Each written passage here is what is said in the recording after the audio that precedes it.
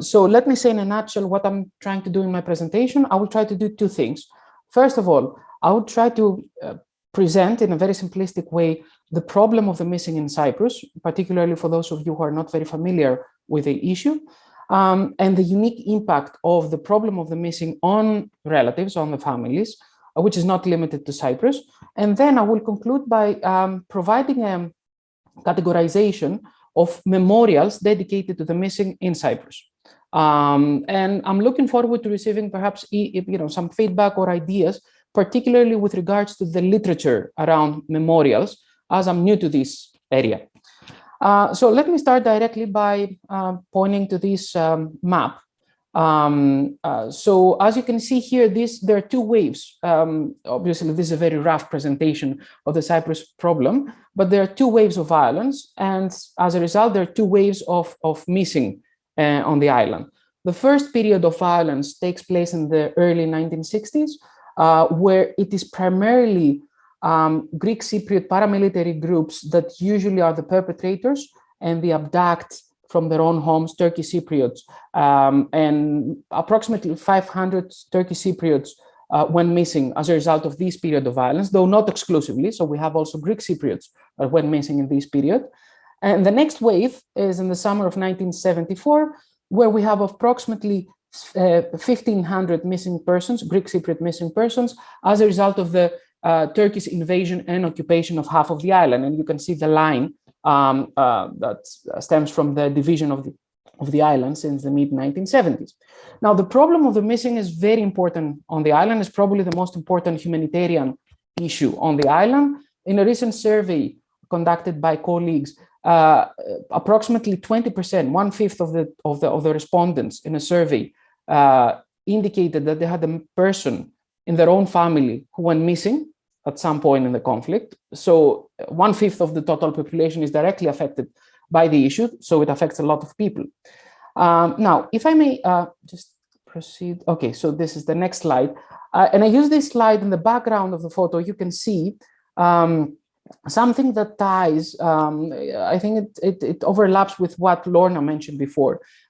Essentially is the mobilization of the families of the missing in Cyprus. And I find this photo very interesting because it's a thread linking the mobilization of the families in Latin America and in other countries, right? But it takes place even earlier than Latin America. So in the 1960s and the 1970s, we have a mobilization of the relatives of the missing in Cyprus. And I think this is important because it points to the unique kind of trauma, of impact of this crime to the relatives of missing persons. And I think it's a unique trauma because we have to understand that it is the absence of certainty about the fate, about the whereabouts of their loved one that leaves the families in a state of limbo. So they often ask, are they dead or are they alive? And if they are dead, where are they buried? So think about this in these terms. When we lose someone, a loved one, usually the source of the trauma is internal. So we feel that we lose part of ourselves. But usually as time passes, we have these stages of grief. And we come to terms, some of us earlier, others later, to our trauma, to our loss, essentially. And we start the grieving process. The problem with the families, or to put it in a different way, the issue with the problem of the disappeared and the missing persons is that the source of the trauma is external, is the fact that they don't have a body to mourn in order to start the mourning process in the first place. And this, I think, is important because they are trapped in this state, in this situation of limbo. Should they start mourning or should they keep searching for their loved one? And precisely because they are trapped in most of the cases, in this very difficult situation, the only way forward, according to the literature at least, is to try to make sense of what happened to them, is a search for meaning. And most of the times we have seen is that it takes place collectively as part of a huge mobilization processes, or the struggle for truth, justice, acknowledgement, and so on and so forth. And I think all these are very important and well-documented processes of trying to make sense of what happened. However, an alternative way of making sense, of trying to, to address this search for meaning, is through artistic form of expressions. So that's why I'm focusing here today on memorials.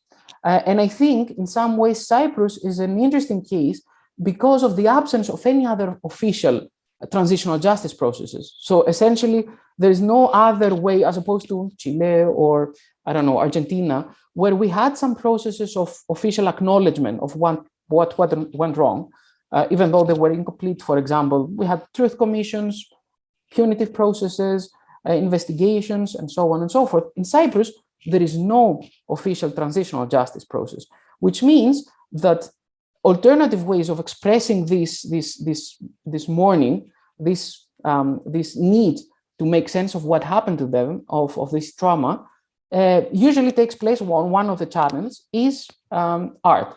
And in this way, I'm referring to memorial practices like memorials.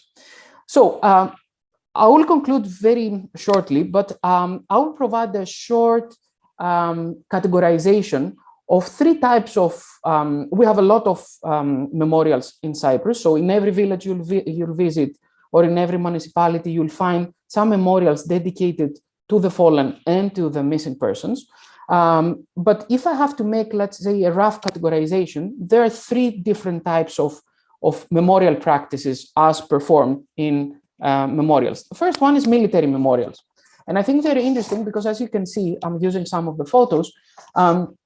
Most of the times you have either monuments or photos depicting men in uniform. Most of the times they're dedicated to specific soldiers who went missing, during these different stages during the conflict. And at some points, for example, you'll see guns displayed. So it comes as part of this heroic narrative that these persons, when missing, were fallen in order to protect their own community.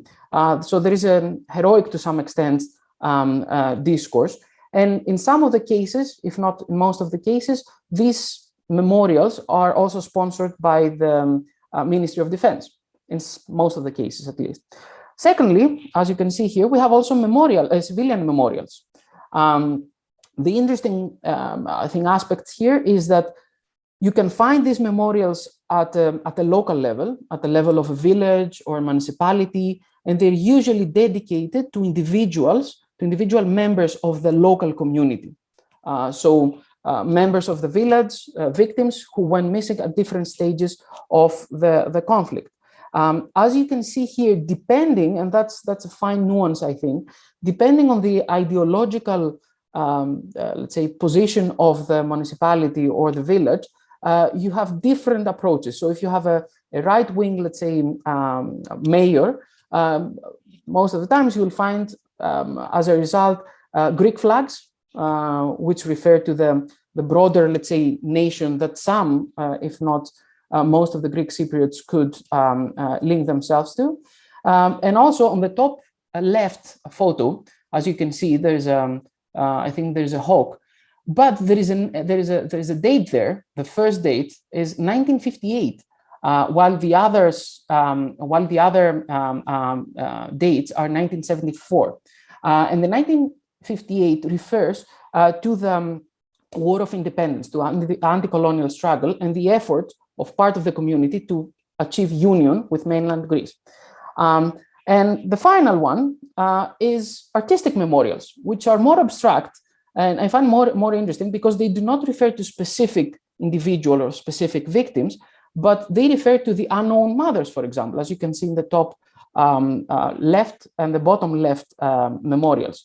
Also interesting is that there is a gender aspect that most, and in my experience, at least with the disappeared, in most cases, we tend to focus, and there is an element of mothers, wives, daughters of taking the lead in the mobilization in relation to the disappeared. And here we have also the image of a father. So there is a memorial dedicated to the father, which I found quite interesting as well. And finally, I want to conclude here. If I have to, let's say, conclude and just reach a conclusion here, I think there are, despite the fact there are different approaches to the memory of the victims of the missing and the trauma, generally speaking, there are two common themes that emerge. The first of all is that we always have to keep in mind that memorials are an extension of the official mnemonic practices, even at the local level. And I think this is important because to some extent, if you have to erect a memorial, you need to get approval from the mayor, or if they sponsor it and you are an artist, you need to draft the application, and there is an open call, for example, you need to draft the application in such a way in order to make it more appealing.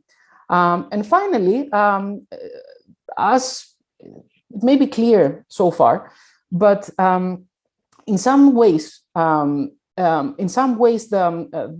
way that the official memorial practices operate in the Greek Cypriot side of the island, there is a tendency to focus on the Greek Cypriot victims, but it also excludes the Turkish Cypriot missing.